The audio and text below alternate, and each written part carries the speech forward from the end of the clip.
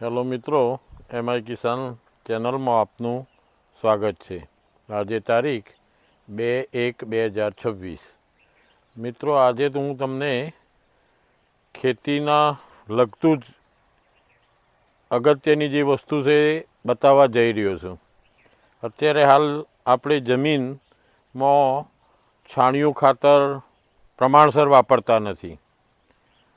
એના કારણે આપણી જમીનો અત્યારે હાલ બધી એસિડિક થઈ ગઈ, કારણ કે વધારેમાં વધારે રાસાયણિક ખાતર આપણે વાપરીએ છીએ. હવે ઘણા મિત્રોના આપણે ચર્ચાઓ કરીએ છીએ કે ભાઈ છાણિયું ખાતર મળતું નથી, એના કારણે અમે નાખી શકતા નથી. આ બધા કારણો બતાવું છું. એના કારણે દિવસે દિવસે આપણી જમીનો ખરાબ થતી રહી છે. હવે એના ઓપ્શનમાં કે આપણને છાણિયાનો 1 એકરે ધારો કે 10 ટ્રેક્ટર નાખવા હોય તો આપણે 10 ટ્રેક્ટર ન લઈ શકીએ, તો એનો ઓપ્શન હોય છે. પણ ઘણા મિત્રોને આ વસ્તુની ખબર જ નથી હોતી કે એના ઓપ્શનમાં આપણે શું લાવીએ.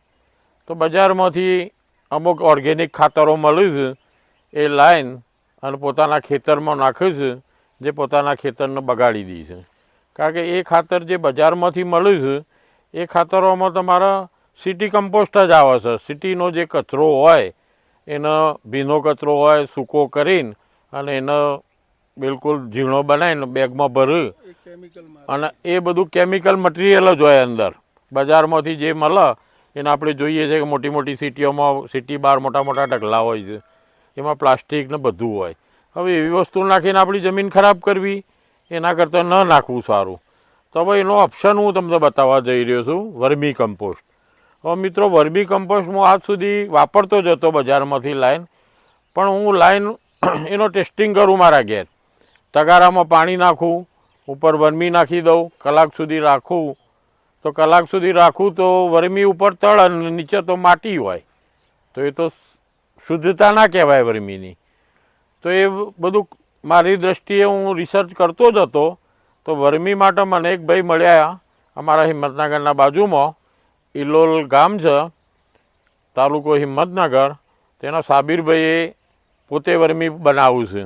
એમનો પોતાનો ગાયોનો ભેંસોનો તબેલો છે અને છેલ્લા 2010થી એ વર્મી બનાવી રહ્યા છે. અને છેલ્લા 5 વર્ષથી હું એમનું વર્મી મારા ખેતરમાં કમ્પલસરી વાપરું જ છું.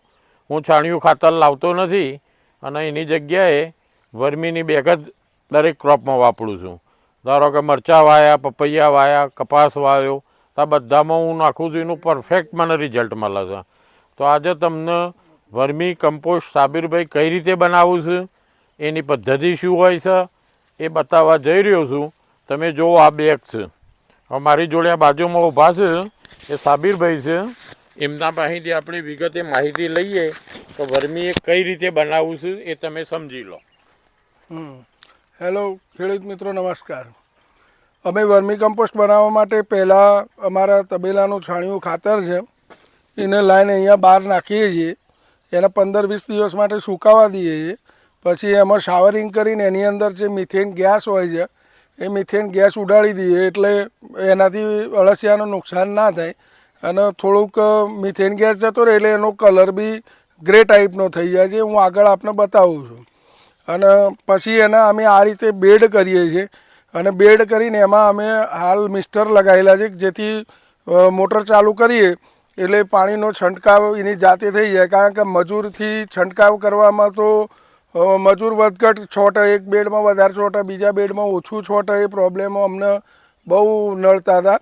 એટલે પછી આ એક ઓટોમેટિક સિસ્ટમ કરી છે કે ભાઈ એક જ સમયે બધા જ બેડોમાં એક જ સરખું પાણી જાય, એના માટે આ મિસ્ટર લગાવેલા છે. અને આ ટોટલ પ્રોસેસ 100 દિવસની છે. એક વર્મી કમ્પોસ્ટની એક સાયકલ કાઢવાનો 100 દિવસનો પ્રોગ્રામ હોય છે. માની લો કે આપણે છાણિયું ખાતર લાવ્યા તબેલામાંથી, તો એને 15 દિવસ સુકાવા દેવાનું, પછી એને પાણી છાંટવાનું 10 દિવસ સુધી, પછી ત્યાં પડી રહેવા દેવાનું. એટલે એમ કરીને 41 દિવસ થઈ જાય અને આની અંદર 50 દિવસ થાય. એટલે 50 દિવસ પછી આપણને વર્મી કમ્પોસ્ટ મળતું થાય છે. હવે આમાં તમે બેડ ઉપર જુઓ તો તમને અળસિયાની અગાર તમને ચોખ્ખી દેખાશે. આ આપણે જે છાણિયું ખાતર નાખીએ એ છાણિયું ખાતર અળસિયા ખાય અને જે એની અગાર હોય એ આપણું વર્મી કમ્પોસ્ટ ખાતર છે. અળસિયા કાઢીને બતાય. અંદરથી અળસિયા કાઢો. અંદર જોઈ શકો મિત્રો તમે કે અળસિયાનું પ્રમાણ અને અળસિયાની જાત, હું આમાં લુબ્રિસિયસ નામની જાતના અળસિયા લાવેલો છું અને 47 થી 50 દિવસમાં આપણે એક બેડ ખાતર રેડી થઈ જાય છે. આ બેડ રેડી છે એટલે અળસિયાનું પ્રમાણ થોડુંક અંદર થોડા હજી નીચે ખોદો એટલે ખબર પડશે નીચે વધારે હશે. એક બેડમાં કેટલા કિલો અળસિયા આવે?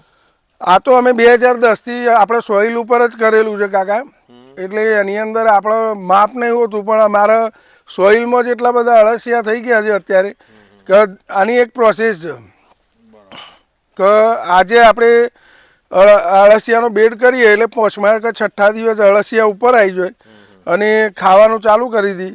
પછી આ બેડ રેડી થઈ જાય એટલે આપણે એને પાણીનો છંટકાવ કરવાનું બંધ કરી દઈએ, એટલે જેમ જેમ ભેજ સુકાય મેં અળસિયું જમીનમાં નીચે જતું રહે અને આપણે ઉપરથી આ ખાતર લઈ લઈએ છીએ. આ રીતે એની ટોટલ 100 દિવસની પ્રોસેસ છે. વર્મી કમ્પોસ્ટ વાપરવાથી 2-3 મોટા ફાયદા હું તમને ખાલી કહી દઉં. આમ તો બધાને ખબર જ હોય છે કે ભાઈ વર્મી કમ્પોસ્ટ એટલે સંપૂર્ણ ખાતર કહેવાય છે, પણ વર્મી કમ્પોસ્ટની અંદર ફેનોલિક નામનું એક તત્વ હોય છે. એ તત્વનું કામ એ છે કે જે આપણા ખેતરોમાં રાસાયણિક ખાતરોનો જે સ્ટોક થઈ રહેલો છે, જેને આપણે ક્ષાર રૂપે ઓળખી શકીએ, એ ક્ષારને પાછો ખાતરના સ્વરૂપમાં ફેરવી અને લભ્ય સ્વરૂપમાં એ પ્લાન્ટ સુધી પહોંચાડવાનું કામ કરે છે. હા, વર્મી કમ્પોસ્ટ. અને એક બીજું છે કે એમાં એક ચિટિનોલેટિક બેક્ટેરિયા આવે છે. એ આપણને જે નુકસાનકારક ફૂગો છે ને એ ફૂગોને ખાઈ જાય છે બેક્ટેરિયા. એટલે આવી રીતે તો વર્મી કમ્પોસ્ટની અંદર ઘણી જાતના બેક્ટેરિયા આવે છે. હવે હાલ એટલી બધી સ્પર્ધા ચાલી રહી છે બજારમાં કે એની સામે આપણે એકલું વર્મી કમ્પોસ્ટ લઈને ટકી રહેવું મુશ્કેલ હતું. એટલે હવે અમે એક નવી સિસ્ટમ ચાલુ કરી છે આમાં કાકા, કે આની અંદર અમે 21 જાતના બેક્ટેરિયા કે જે આપણને સારા અને ખેતર માટે જરૂરી છે એવા બેક્ટેરિયા અને 21 જાતની ફૂગ, એમાં માઇકોરાઇઝા આવી ગઈ અને ટ્રાઇકોડર્મા વીડી બી આવી ગયું, એ ફંગસ બી આવી ગયા બધા, અને જે આપણે નાઇટ્રોજન, ફોસ્ફરસ, ઝીંકના બેક્ટેરિયા આ બધું જ આની અંદર આપણે એડ કરી અને બેગ પેક કરીને ખેડૂત સુધી આપણે આપીએ છીએ. ચાલો આપણે જોઈએ અહીંયા આગળ મિત્રો કે એમનો કાચું મટીરિયલ કેવું આવે છે. અહીં બહારથી આવીએ આપણા જે પોતાના ઘરના તબેલાનું છાણિયું ખાતર જ લાવવું છે, બીજું ક્યાંયથી ઘરાવું વેચાતું લેતા નથી. પોતાની ગાયો ભેંસોનું જે ખાતર હોય એ આ રીતે બહાર લાવીને એના ઉપર મિથેન, હા, પાણી છોટવાનું, એટલે અંદર મિથેન ગેસ હોય એ ઓછો થઈ જાય પછી જ વર્મીના બેડ ઉપર જાય. હવે ઘણા મિત્રો પૂછ્યું છે કે ભાઈ આના અંદર માટી, કચરો આ બધું આવે, તો એ પણ હું તમને બતાવું. આગળ શું છે ભાઈ? હા, આ બધું કાચું મટીરિયલ કહેવાય કે જે આપણે ઉકરડામાં ખાતર નાખીએ છીએ એ ટાઈપનું. આના પાણી છોટીને એની પ્રોસેસ થઈ જાય પછી જ વર્મીના બેડ ઉપર લેવામાં આવે. મિત્રો, આ સાબિરભાઈ જે વર્મી વેપારી ધોરણ વેચવા માટે નથી બનાવતા, એમની પોતાની સાબિરભાઈ કેટલી જમીન છે તમારા? આ બેડમાં નાખવા માટે તૈયાર છે છોડ્યું ખાતર. આનો કલર જુઓ ને પેલાનો કલર, આ કલર જુઓ, ભૂખરો કલર છે. એટલે આની અંદરથી આવું મિથેન ગેસ નીકળી ગયો છે, સાબિત થઈ જાય છે. અને એને સીધું બેડ ઉપર આ રીતે લેવાનું. આપણે હમણાં જ નવા બેડ બનાવ્યા છે. આ રીતે એના બેડ કરી દેવા પડે.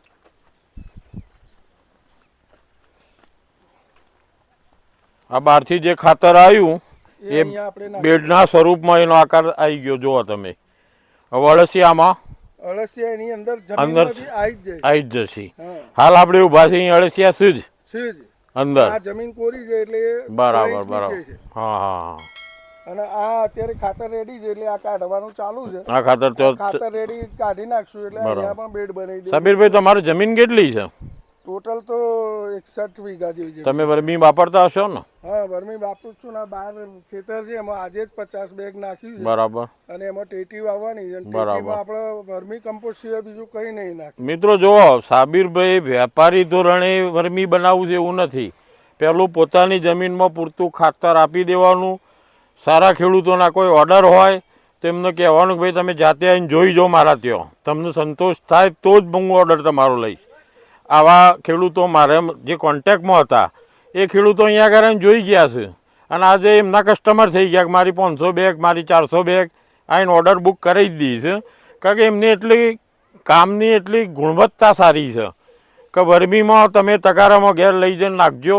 કચરો કેટલો આવે? કચરો આવે પણ નોર્મલ 2% 5%. એટલે કાકા એ કે હા. એમાં થોડીક માટી આવવાનું કારણ શું છે કે આપણે સોઇલમાં કરેલું છે. હા, એટલે આની અંદર આપણે જે અળસિયા નાખ્યા છે જે એ જાતના સોઇલમાં એ તો છે જ, હા. પણ હાથે હાથે પેલો જે દેશી અળસિયું આવે ને હમ, એ બી છે. દેશી અળસિયું છે ને એ માટી અંદર નીચેથી એ માટી જ ખાય છે. બરાબર. એટલે દેશી અળસિયું છે ને એ માટી થોડીક અંદર લાવે. બાકી આપણે કોઈ ઈરાદાપૂર્વક કોઈ વસ્તુ આમાં નાખતા નથી. અરે મિત્રો જો આ છોડનું ખાતર જ છે. આ હાલ હું ઊભો છું ત્યાં આગળ અંદર અળસિયા છે જ.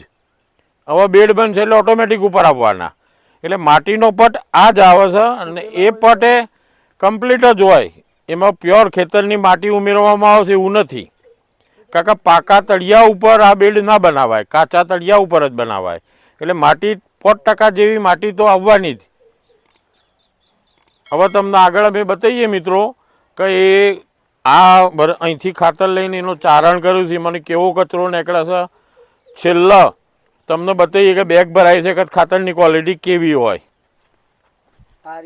એ હોલ હોય, આમાંથી અળસિયું હોય, એ બેડમાં અંદર જતું રહે. આટલા એરિયામાં આપણે છે ને નીચે કાંઈ 1 ફૂટની દિવાલ કરી દીધી છે અંદર.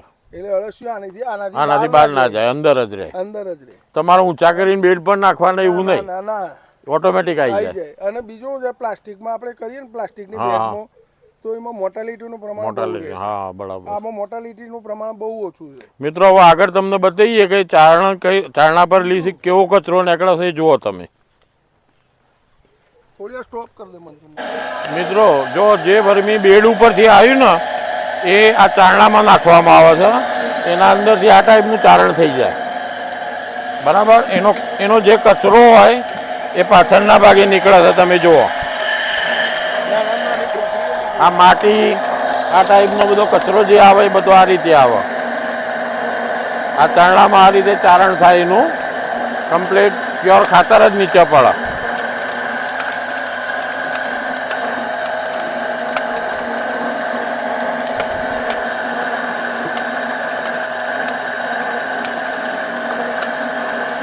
મિત્રો આપણે જોયું ત્યાં આગળ ચારણા પર જે ખાતર તૈયાર થાય છે એને અહીંયા આગળ લાવવામાં આવે છે ઢગલામાં, અને આના અંદર બેક્ટેરિયાને બધું ઉમેરેલું જ છે. કમ્પ્લીટ 21 જાતના બેક્ટેરિયા ઉમેરેલા જ છે. 21 જાતના બેક્ટેરિયા, ફંગસ બંને. હવે આ ખાતર સીધું ભેજવાળું જ આવે, એકદમ સૂકું ના હોય, સીધું બેગમાં પેકિંગ થાય અને એનું પેકિંગ છે 40 કિલોનું. હવે મિત્રો જો કોઈને આ તમારે જોઈતું હોય તો સાબિરભાઈનો મોબાઈલ નંબર બોલું છે, તમે નોંધી લેજો અને એમને ડાયરેક્ટ ફોનથી કોન્ટેક્ટ કરજો.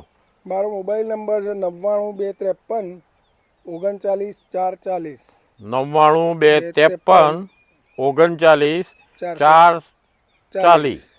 મિત્રો આ નંબર પર તમારો જો કોઈનો ઓર્ડર નોંધાવવો હોય તો તમે નોંધાઈ શકો છો. તમને બિલકુલ ગુણવત્તાવાળું ખાતર મળશે અને તમારે સાઈડ પર જોવું હોય તો તમને બતાવી શકશે. એવું એ નથી કે સાઈડ પર બતાવવું નથી અને તમને ડાયરેક્ટ બેગો ભરીને આપી દેવી. માટી મિક્સ ના થાય એટલે આ નીચે આપણે નેટ નાખીએ. હા, હવે અહીંયા આગળ જો છેલ્લા ફાઇનલ સ્ટેજે આવે, માટી મિક્સિંગ કોઈ ના થાય એના માટે કમ્પ્લીટ નીચે નેટ નાખેલી છે. તો મિત્રો આ વર્મી કમ્પોસ્ટનો વિડીયો અત્યારે હું આટલો પૂરો કરું છું. તમે અમારી ચેનલને લાઈક આપતા રહેજો, સબસ્ક્રાઈબ કરતા રહેજો. કોઈ કોમેન્ટ હોય તો અમને જણાવજો. જય જવાન, જય કિસાન.